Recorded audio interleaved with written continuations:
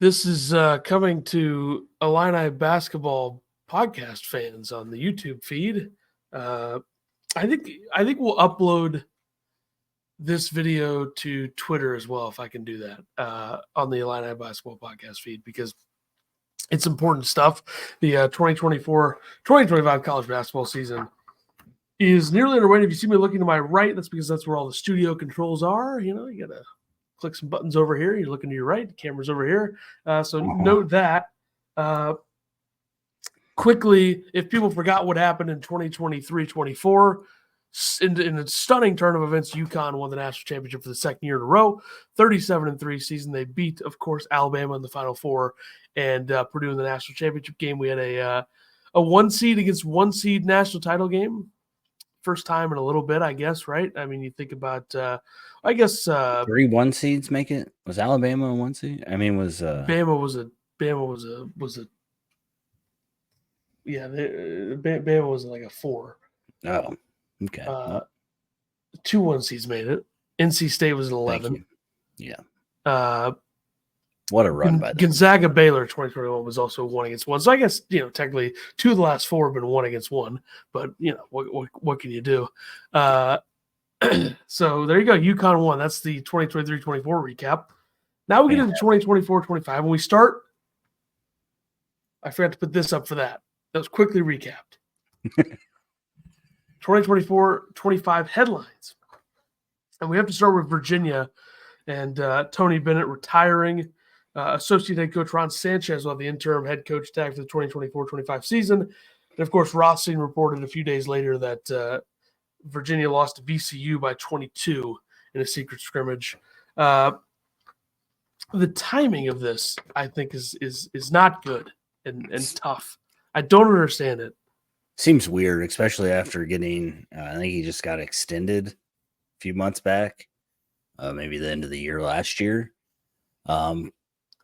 Yeah, I think it kind of shocked people. I have some basketball, coach friends that say that, it's to basically help move in his assistants to a head coaching position, but it sounds like Virginia's already been out looking for coaches, so I don't know how well that will work.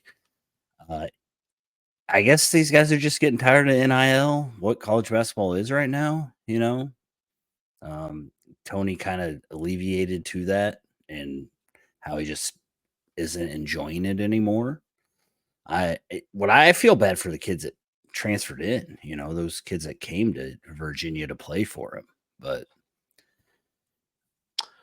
I don't know about the elevating his assistants thing because the associate head coach, Ron Sanchez, had 5 years as a head coach at Charlotte and is in his mid-40s, and it's not like he's some young up-and-comer. So sure.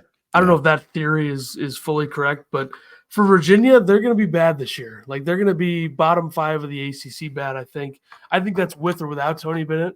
I mean, you look at the metrics going into the season, they're a fringe top 80 team probably. So he just saw they were going to suck, and he's like, see you later. You think that's... I'm sure there's more to it than that, but it's definitely weird timing and not good.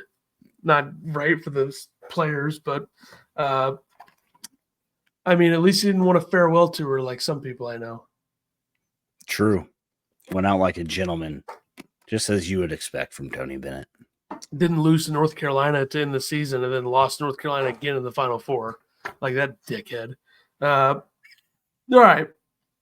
The new head coaching hires, a lot of them, and a lot of notable head coaching hires in the offseason. Of course, you had John Calipari going from Kentucky to Arkansas. You had Dusty May going from FAU to Michigan.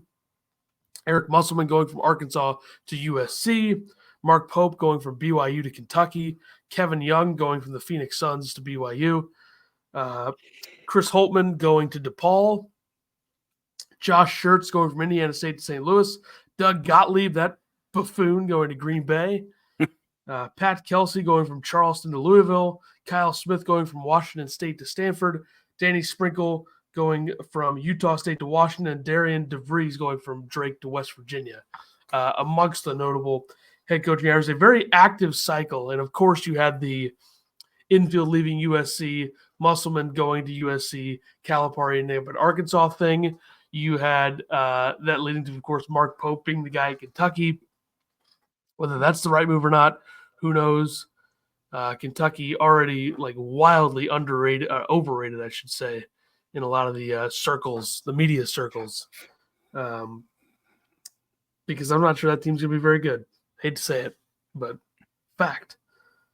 A lot of good freshmen as well coming into this year.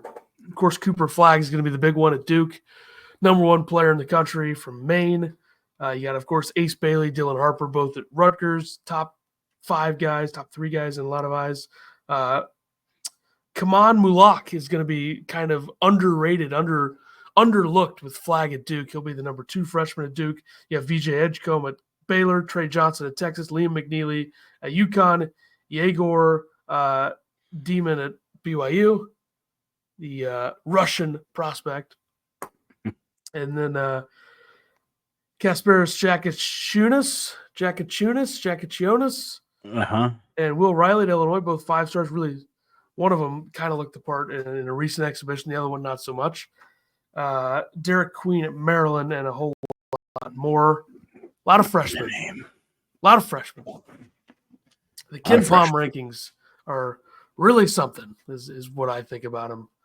It's wild. Not overly high in the Big Ten. Only 3 Big Ten teams are in the 20 to 30 range, and only one ahead of that, which is Purdue, who is 10th, which I think is outrageous, but that's just me. Ken Palm, I mean, it's predictive, so it's not like the end all be all, but it is interesting that like a lot of these or some of these models are really different from each other. Like you have, Bart Torvik has Iowa State 3rd, Ken Palm has them 6th. They have Texas A&M 12th, Ken Palm has them 16th. So there's, it's not crazy, but I mean, you look at some of these teams that are Iowa 43rd on Bart Torvik, and then Iowa is like way down there or way up there, I should say, on Ken Palm. They're 12 spots ahead of that, 31st. Really? So it's all predictive. Nobody knows. It's true. Means nothing. That's what you're saying. It means something as a baseline, but I don't know how much it means after that. Okay. Once we get actual games, it'll start to mean more. But going into the season, it doesn't mean quite as much. It's fine, whatever. December 14th is, some have said, the slate of the century. I don't know if you've seen this. I have not. I got to pull it up and write it down. Which doesn't seem as cool when you're recording a video rather than doing it live. I don't know if it's ever cool, but sure. I think it's a lot cooler when you're live. I think you're dead wrong about that. It just sounds like you're unprepared right now. Oh, I have so many things pulled up. I forgot to pull this up. Sue me. Is that why you're lagging so much? Because you got like 7 tabs open? Probably, yeah. It won't be like that in the video feed, though. You're not lagging. That was a joke. Well, it wouldn't have been like that in the video feed if I was. So, okay. Texas A&M Purdue. I have Texas A&M way up there in my rankings. People are going to notice this. Really? Yeah. Arizona UCLA. Formerly a Pac-12 matchup, now a Big 12 against Big 10. Seton Hall Rutgers. Are you following? Seton Hall Rutgers sounds sleeper. Rutgers. Seton Hall going to be any good? It doesn't matter. It's Rutgers. We got to see what Rutgers looks like. It's New Jersey on New Jersey. What day is this? December 12th. It's from 14th. So you're talking about a month in, we're going to get to see Rutgers play Seton Hall. I'm excited, yeah. Okay. All right, sure. Tennessee at Illinois. It's a good game. Louisville at Kentucky. New Pat Kelsey against Mark Pope. That matchup loses all the juice. Yeah. But maybe, if Louisville is a little more relevant, though, It's true. Okay, this is where we're like, whoa, why are these games going on at the same time? Gonzaga, UConn at MSG, and then Creighton, Alabama. Those are 30 minutes apart. Shameful. But multi-TV day. Yeah, that's about it. Unless, I mean, I'm interested to see Green Bay and UCSB. I was going to See, say, I mean, you throw Seton Hall out there, you might as well just list every game being played. But see Gottlieb get his shit kicked in by the Santa Barbara squad. Gottlieb too busy retweeting politics instead of focusing on the season. I mean, you're a coach now. Stop it. Marquette Dayton. That's another good one too. sounds good. Your former school's playing Tulane that day. That's good.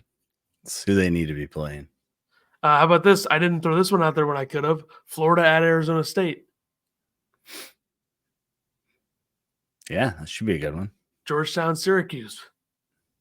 Nope. Wisconsin, Butler, Xavier, Cincinnati. App State against High Point. I mean, these are all great games. Auburn, Ohio State.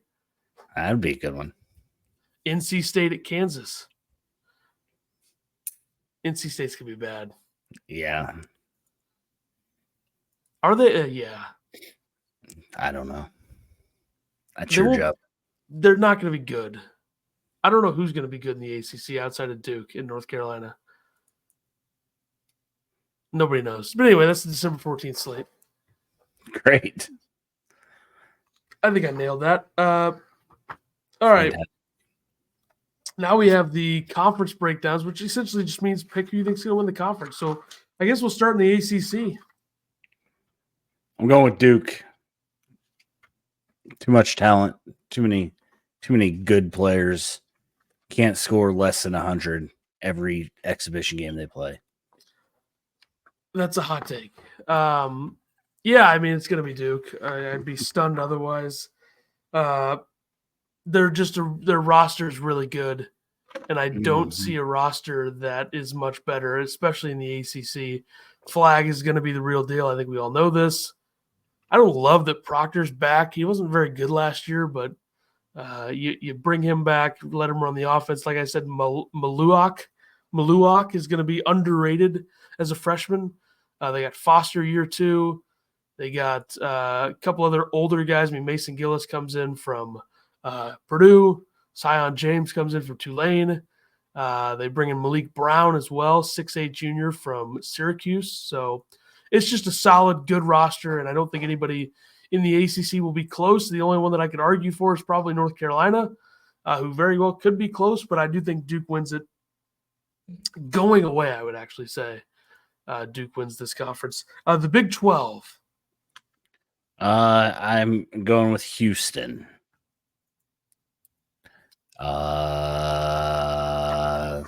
Yep. I think Kansas is going to win this conference easily. I just think that pound for pound, Kansas's roster in the Big 12, I think it's crazy that people project or have Iowa State ahead of Kansas going into the season because Bart Torvik does and KenPom does. They both have them ahead of Kansas. I know Kansas is kind of like, oh my God, we got to watch DeJuan Harris and Hunter Dickinson and KJ Adams again. But let's also remember this team added AJ Storr. They added Rylan Griffin from Alabama. They added Zeke Mayo from, was it North Dakota State? South Dakota State? It was South Dakota State.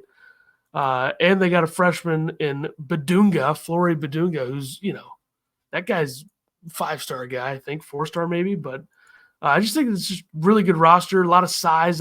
You might have some concerns about point guard play, but then you remember, oh yeah, DeJuan Harris is on the team, so they're fine. So because they have a ton of size outside of that. I mean, Dickens 7'2", Adams 6'7", Storr 6'7", Griffin 6'7", Mayo 6'4". So I like Kansas the most, and then I would put Houston and then Iowa State. But some people like Houston a lot, some people don't. And Houston's number 1 in all the analytics, so I'm taking Kansas. Big Ten. Oh, here we go. Good one here. I'm gonna go with. I know you're uploading this to the Illinois channel, so I picked Houston, which Illinois fans will hate. And then I'm gonna pick Indiana to win the Big Ten. They got a lot of talent back. They got Omar Ballo. What's that guy's name? Yeah. Podcast is canceled. Miles Rice is going to be a stud. I think that Indiana having a point guard that, has a great basketball IQ He's aggressive on every play. He goes after rebounds. He boxes out on other assignments.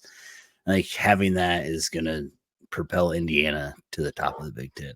So, all right. I'm going to go with one of the newcomers to the Big Ten. okay. I'm going to go with UCLA to win the Big Ten. Roster-wise, I think they're much, much better than last year. They're bringing a couple guys back who need to improve from last year. There's several of those guys. They bring in some transfers who I think will be big impact guys. Kobe Johnson and Eric Daly Jr., a couple of those. Sky Clark is not really a big impact guy, but he's certainly there. And he's got experience. He's played a lot.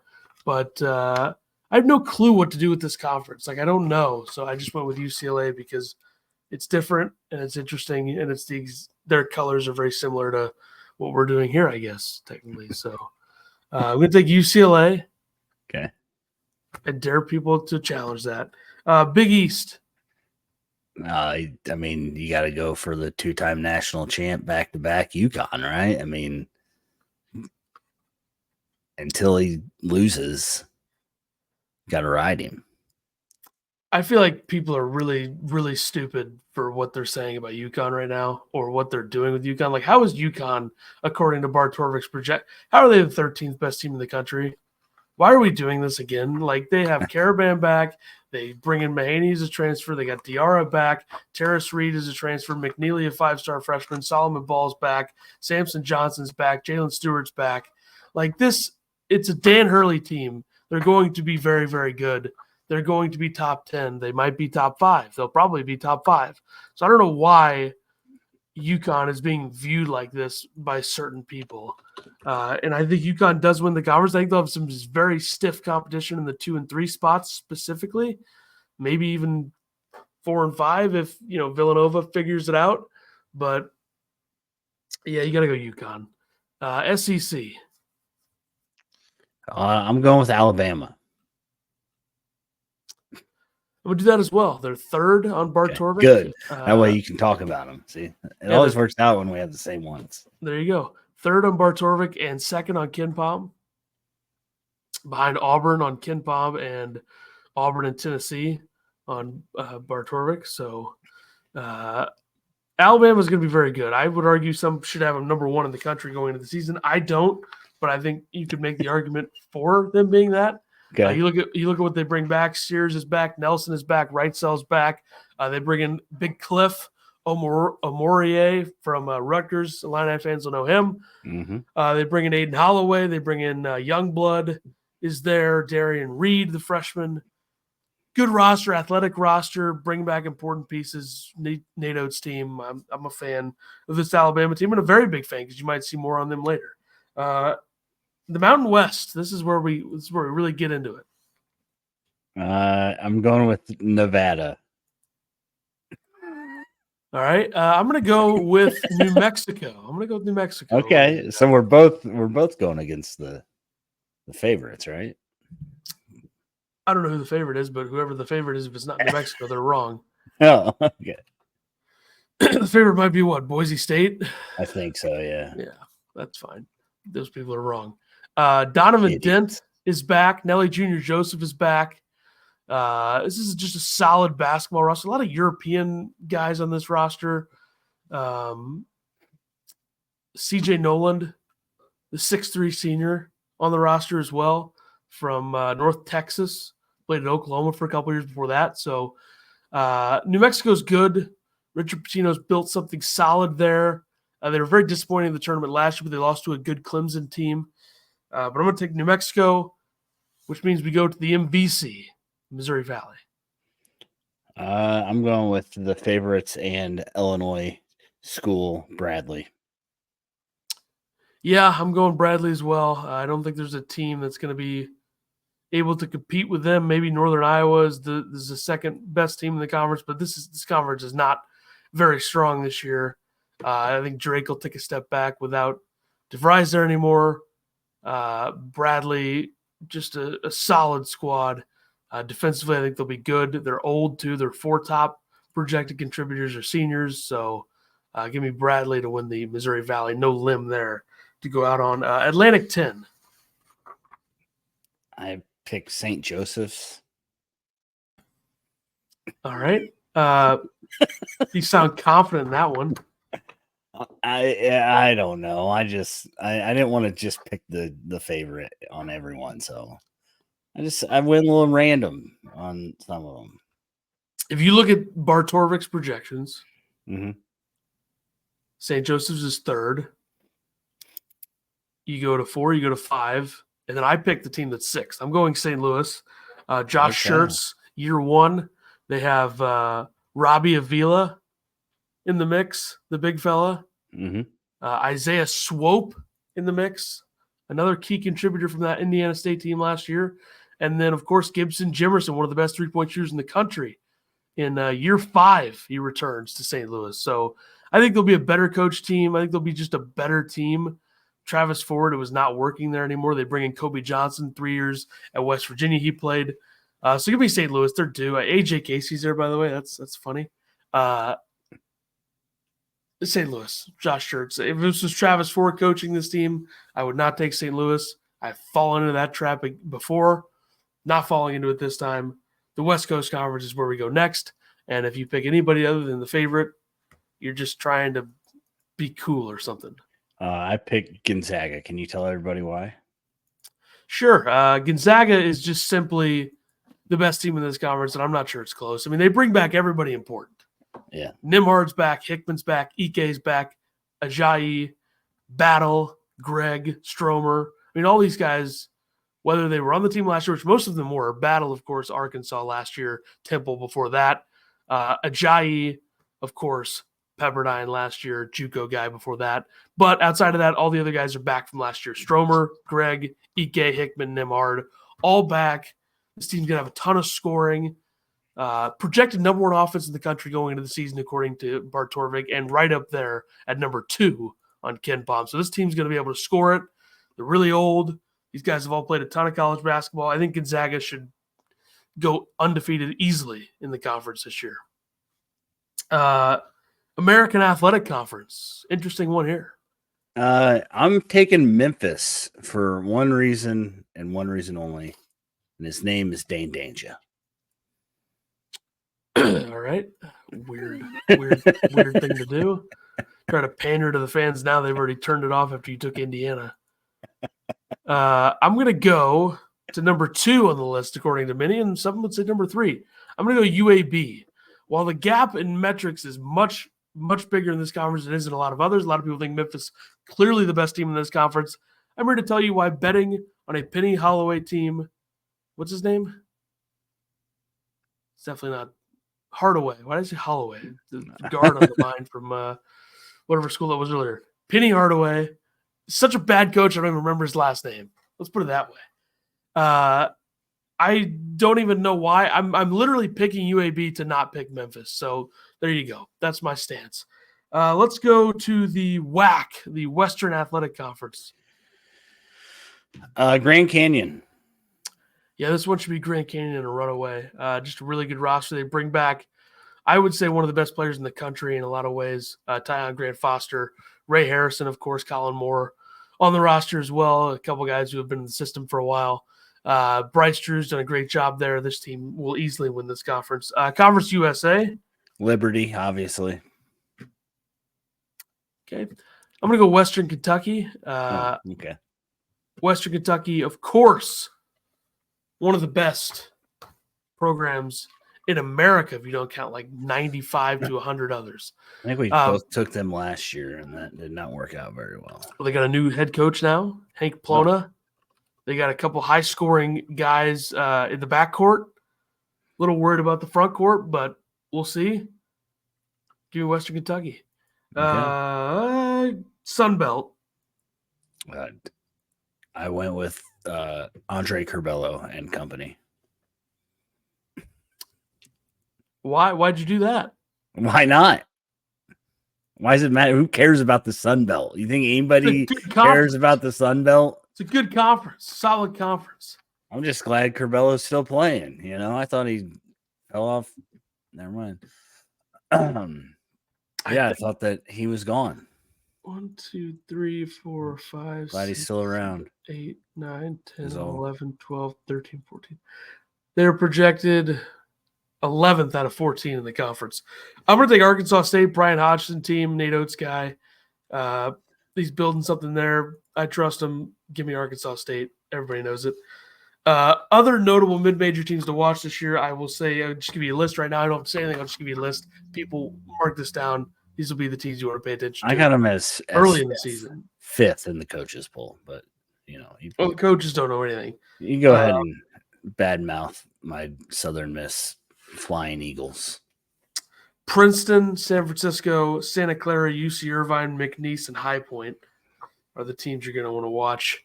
High Point? Yeah. Tubby Smith used to be there.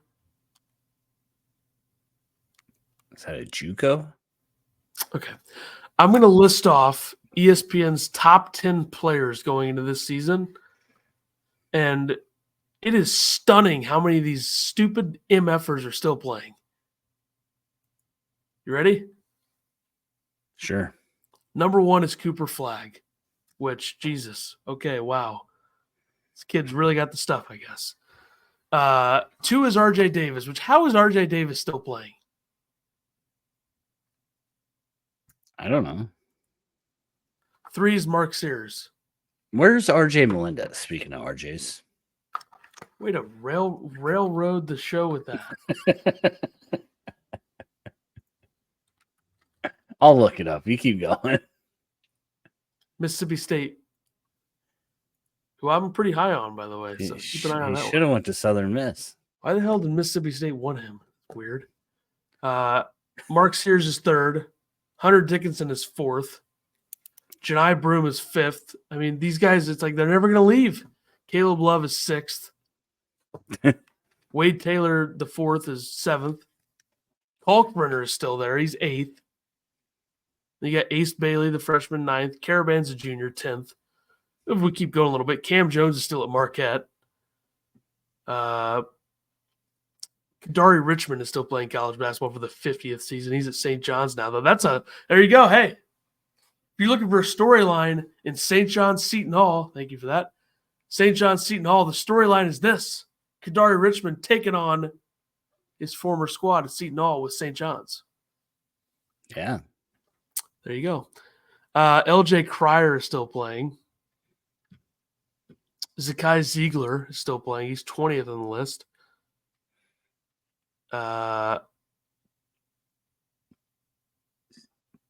Bryce Hopkins is still playing. He's 26th. This last COVID year, right? I guess. I feel like we've been saying that forever. Coleman Hawkins is still playing. Eric Dixon is still playing. Juwan Roberts is still playing. I mean, this is outrageous that some of these guys are still playing. DeJuan Harris is still playing. Jeremy Roach is still playing. He's at Baylor now. Oh, it's a shame. It's a real shame. What are your thoughts? Yeah, I can't wait until COVID's over. I heard that coaches, maybe Brett Bielema said that he wants kids to play 5 years now. Dawson Garcia is still playing. Coleman Hawkins is still playing. I said that. Well, he's 52nd on the list. I was helpful in one retrospect, some sort of spec on this. Yaxel Lindeborg is still playing. I mean, this is outrageous. Who? Tremont Mark is still playing. They got Yaxel from UAB. Yeah, Yaxel. That's the reason they're winning the conference. It's just crazy how many of these guys are still playing. So there you go. All right. Next up, my preseason top 24, which I definitely didn't just wing entirely. That's the best way to do it, I think. You start letting it flow. You don't think about it. 24, BYU. How much money does BYU have these days, by the way? Billions, probably. Holy cow. They're giving that AJ, what's his face, like $5 million, they say? Word on the streets. Anyways. Let me rewrote something else for you. Mississippi State 23rd, RJ Melendez factor. Then I went on a Big Ten run. Oregon 22nd. Cincinnati 21st. They're not in the Big Ten. UCLA, who I picked to win the conference, I'm being conservative here, 20th. Fair. Okay. Indiana 19th. And just to piss off Indiana fans like yourself, Illinois 18th. Purdue 17th. St. John's 16th. I'm a big fan. Texas 15th. North Carolina 14th. A little lower in North Carolina than others, but it's because it pisses me off that RJ Davis is in his 15th season and we're just letting it happen. Tennessee 13th. Baylor 12th. Texas A&M 11th. Creighton 10th. Gonzaga 9th. Auburn 8th. Iowa State 7th. Arizona 6th. Houston, we're in the top 5 now. Houston 5th. Mm-hmm. Kansas 4th. Alabama 3rd. UConn 2nd. And Duke number 1 is where I landed. What do the odds makers have to say? What do they have to say? UConn is the favorite at 9-1 to win the national championship. Really? According to DraftKings. Kansas is 10-1. Duke is 10-1. Alabama's 10-1. Houston's 15-1. North Carolina 18-1. Of course, we can't see the odds for teams in the state of Illinois, but I have to assume Northwestern is way up there as a favorite to win the national championship, I'm sure. For sure. They're amazing. Other notables, I would say Rutgers is 50-1. Tennessee's 50-1. Indiana 45-1. Kentucky 35-1. Purdue 40-1. Arizona 25-1. Arizona State, nope, wrong school. Iowa State 22-1. Baylor 25-1. Auburn 28-1. Texas 60-1. Texas longer odds to win the national title than Michigan, who's 55-1. UCLA 60-1. Ohio State 60-1. Texas Tech 70-1. Villanova is 110-1. Arkansas State is plus 100 million. The last team listed on here you just said was a JUCO. Yeah. Plus 150,000 High Point. Illinois looks like they're 30-1. That's fair. That's right in line. Just ahead of Kentucky, just behind Arkansas and Auburn and Arizona. So that's fair. That's the best odds of any Big Ten team if they're 30-1, which is a surprise because this Illinois team has zero chance of winning a national title, which I said weeks ago. But that's not why we do this. We do this for other things. And then RJ Davis is plus 750 to win the Wooden Award. Cooper Flag is plus 700. So 2 favorites there. And now the final part in a record time on a preview show. Look at us. It's because it's recorded and I don't get sidetracked, even though you've tried your best to sidetrack me. Yeah, because we have so many people in the chat during this. Yeah, I definitely brought less information to show. It's just a fact. It is what it is. You're cutting back in your old age, you know? That's how it's done. Can't do it all. Final Four. I think we'll also do some more college basketball-centric content earlier in the season as well before the countdown to March Madness stuff. So keep an eye out for some of that stuff. When you say we, you mean me and I'll let you know. Yeah, I'll let you know on here soon. Okay. Preseason First I've heard of it. Preseason Final Four. My Final Four is going to be UConn, Houston, Alabama, and sorry, Illinois fans, I got Indiana in the Final Four. Do you know who Indiana's coach is? I do. I got a weird feeling. I just got a weird feeling about him. I don't know why. All right, well, I'm about to do one that's just as insane, if not more insane. So, okay. I got Alabama. I got UConn. I have Gonzaga. Okay. And then I have Rick Pitino's St. John's squad in the Final Four. That's right. Okay. They're very good. And then I have Duke in the Final Four. Yeah, that's probably stupid. I have Alabama winning the national championship. I also have Alabama winning the national championship. So we found common ground there. I guess we are Oats. Oats, they got to have a name for them, right? I don't think they do. They need one. Honey Bunches of Oats. I don't think Trademark they. registered. I don't think they have one. Okay. Trying to Anyway. find out if this. Rolled oats. Yeah. All right. So Alabama is. Who do you have them beating? Did you write that down? Because I didn't write it down for me, but I assume I just have like them beating Gonzaga or something. Give me Alabama, Houston in the championship game. All right. Red against red. Yeah. Interesting. Yeah. So we both have Alabama winning the national championship. That's interesting. All right. Well, this is good. This is exciting. We'll be back with more. We got an Illini basketball podcast coming Thursday, so tune into that. And hopefully the comments section enjoyed this, and they should comment on it. They should give us their Final Four in the national championship and talk about how Tyler's weird obsession with Indiana. All right. That's gonna catch some heat. So hopefully nobody watches this. I mean, I hope everybody watches this. I hope nobody watches it either. All right. We'll see everybody Thursday. Goodbye.